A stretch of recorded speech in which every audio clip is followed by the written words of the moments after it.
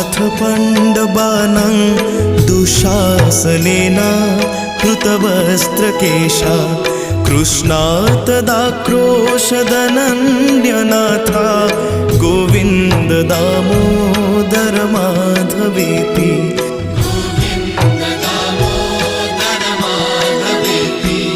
श्रीकृष्ण विष्णु मधुकैटभारे भक्तानुकम्पिन् भगवन्मुरारे त्रायस्व मां केशवलोकनाथ